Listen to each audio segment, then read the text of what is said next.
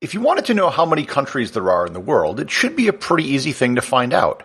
Go to a map, count the countries, and voila, you have your answer. However, it isn't even remotely close to being that simple. Defining what a country is extremely difficult and has been the point of contention in many wars and conflicts. Find out the problem of determining how many countries there are in the world in this episode of Everything Everywhere Daily.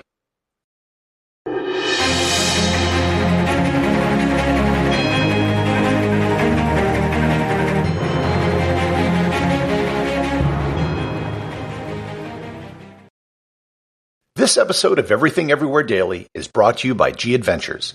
G Adventures is the world's premier small group tour operator, offering tours in over 100 countries and on all 7 continents.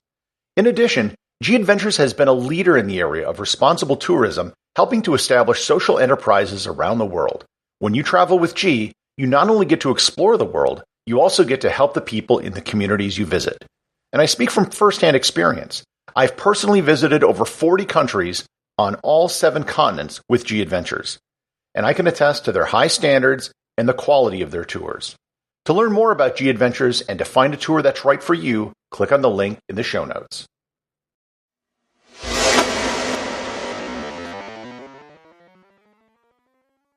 Now, before I start, let me make the following disclaimer. With the following places I'm about to list, I am not claiming that any of them are independent or sovereign. My goal is to simply explain their disputed status and the controversy surrounding them. I am not picking sides, so if you happen to live in one of these places or are in a neighboring country, please don't send me any emails. Now, that being said, if we wanted a starting point for this discussion, the best place to start is in the United Nations. The UN is the club for countries, and if you wanted to find out how many countries there were, the easiest thing to do would just be to ask the UN. As of the time I am recording this, there are currently 193 countries in the United Nations, and we'll use this number as our starting point. If you're a country, you're in the United Nations, then it's safe to say you are in fact a country. The problem is that the opposite is not true. If you're not in the United Nations, it doesn't mean that you're not a country. The best example of this was probably Switzerland, which didn't become a member of the United Nations until 2002, but it doesn't mean that they weren't a country before 2002. Once you get beyond the 193 countries, things start to get messy because you're dealing with overlapping claims of sovereignty. Countries are often recognized based on mutual recognition by other countries. Based on international recognition, there are currently 3 territories that are recognized by over 100 different UN member states, but are not members of the United Nations themselves. They are Vatican City, Palestine, and Kosovo. The reason why these 3 countries are not in the United Nations has to do with the unique setup of the UN. In the United Nations Security Council, any permanent member has the right to veto any UN resolution, including adding new members. In the case of Palestine, membership would be vetoed by the United States. In the case of Kosovo, it would be vetoed by Russia.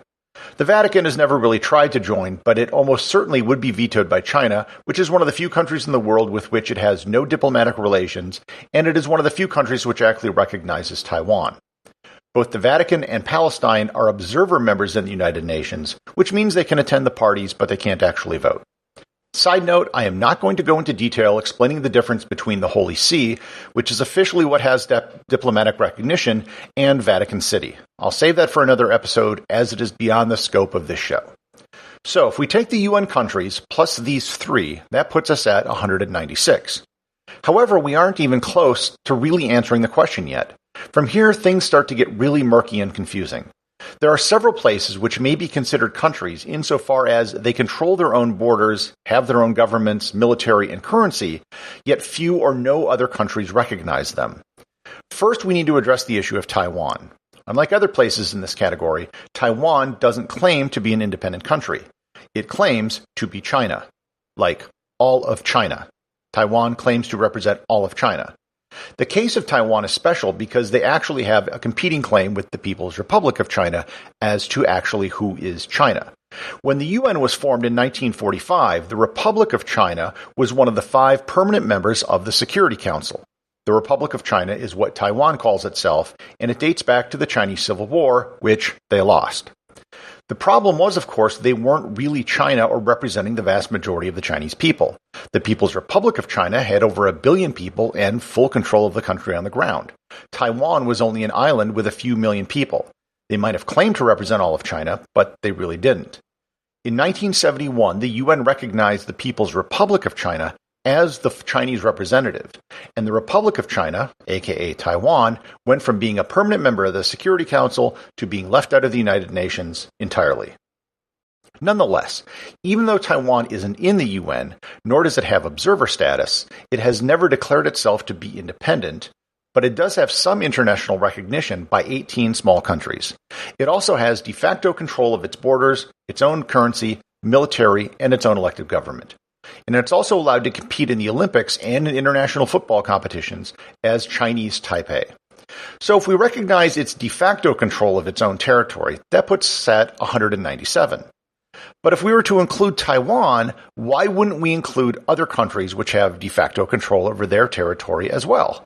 There are several places which are countries insofar as they control their own borders, have their own government, military, and currency, yet almost no other countries recognize them. These include South Ossetia. This is a breakaway part of the Republic of Georgia, which borders Russia. It's recognized by 5 UN member states, one of which is Russia. Abkhazia, another breakaway part of the Republic of Georgia, which also borders Russia. It's recognized by 5 UN member states, one of which is also Russia. Transnistria, a tiny sliver of land sandwiched between Moldova and Ukraine on the eastern side of the Dniester River, not recognized by any UN member states, and everyone recognizes it as being a part of Moldova. Artsakh, also known as Nagorno-Karabakh, an Armenian-populated region which was part of Azerbaijan when the Soviet Union fell, not recognized by any UN member state, including Armenia. Somaliland. This is the northern part of Somalia. They have total autonomy, their own currency, they've even had elections with peaceful transitions of government. Nonetheless, no other country recognizes them. Western Sahara. Formerly the Spanish Sahara, the Spanish left in 1975 without transitioning the region to independence. Morocco controls most of the territory, although no other country recognizes its sovereignty over it. North Cyprus. The northern Turkish part of the island, which broke away after an invasion of Cyprus in 1974. It is only recognized by Turkey. The stories behind every one of the places I just listed could be an episode unto itself, and maybe someday it will. Suffice it to say they are all de facto independent, but almost no other country recognizes them as such. If we included all these places as countries, we're now at 204. However, we are not done yet. New Zealand has 2 territories which are all but independent. The island of Niue and the Cook Islands are both small territories that totally control their own fate. They are independent members of international organizations such as UNESCO and the World Health Organization, and they can sign their own treaties. They have diplomatic ties with about 24 UN member states and the EU. Basically, they can do whatever they want, including entering treaties with foreign powers, and New Zealand has publicly stated that they would not stop them if they wished to declare independence and join the United Nations. But they have stopped short of doing so because all of their citizens currently are also considered citizens of New Zealand. That plus other financial benefits would be lost if they were to fully declare their independence. With Niue and the Cook Islands, that puts us at 206 countries, which is certainly all of them, right? Haha, no. We're just getting warmed up. Now we have to delve into autonomous territories. Autonomous territories are places that exist in a quantum state of being a country and not being a country. The best known example would probably be Puerto Rico. Puerto Rico is a territory of the United States. It's a part of the U.S., but it also isn't part of the U.S. The people who live there are U.S. citizens, but Puerto Rico doesn't have representation in the federal government, so it's not quite a part of the U.S. in the same way that Florida is. The same is true for Guam, the U.S. Virgin Islands, and the Northern Marianas Islands, also which, I might add, have separate Olympic teams. American Samoa is very similar, with the only difference being that the people there are not U.S. citizens, but are considered U.S. nationals. That means they can freely travel and work in the United States, but if they wish to vote while living in the U.S., they would have to become naturalized citizens. Greenland and the Faroe Islands are part of the Kingdom of Denmark, but are considered autonomous countries within the realm of Denmark. By the same token, Aruba, Curaçao, and St. Martin are countries within the Kingdom of the Netherlands, but the Caribbean islands of Bonaire, Saba, and St. Eustatius are considered part of the country of Netherlands, that flat place that's in Europe. Hong Kong and Macau are special administrative regions of China with their own currency, passport, and also Olympic teams. Britain has territories with varying degrees of independence in Anguilla, Montserrat, the Turks and Caicos, the Cayman Islands, Bermuda, Gibraltar, the Falkland Islands, South Georgia Island, the British Indian Ocean Territory, Ascension Island, Tristan da Cunha, St. Helena, and tiny Pitcairn Island in the middle of the Pacific Ocean. Some of those territories have their own Olympic teams, and some don't. And I haven't even mentioned the 3 crown dependencies, which are Jersey, Guernsey, and the Isle of Man, none of which are part of the United Kingdom, nor a territory of the United Kingdom, yet are tied to the UK via a direct union with the Crown, aka the Queen. And to top it all off, the country of the United Kingdom itself is made up of 4 different countries, England, Wales, Scotland, and Northern Ireland, all of whom get separate teams in the World Cup. It's countries and countries. The UK has achieved country inception. So as you can see, the question of how many countries are there is a lot more complicated than just looking at who has a seat in the United Nations, and there really is no right answer. The base number that most people use is 193, but it's also pretty obvious there are more than 193. The question is, how many do you think should be considered countries? And that'll remain an open question, subject to debate.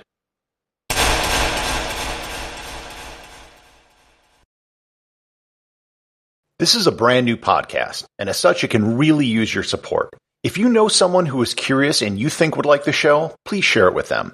And if you've enjoyed this show, please subscribe on Apple Podcasts or Google Podcasts, where you'll get new content for curious people every day in your podcast player. And leave a 5-star review. More reviews can help the show be discovered by more people. And also, please support the show over on Patreon, where you will get exclusive audio content not available in the podcast feed, merchandise such as t-shirts, and you'll be able to submit ideas for future episodes. Until next time, stay curious.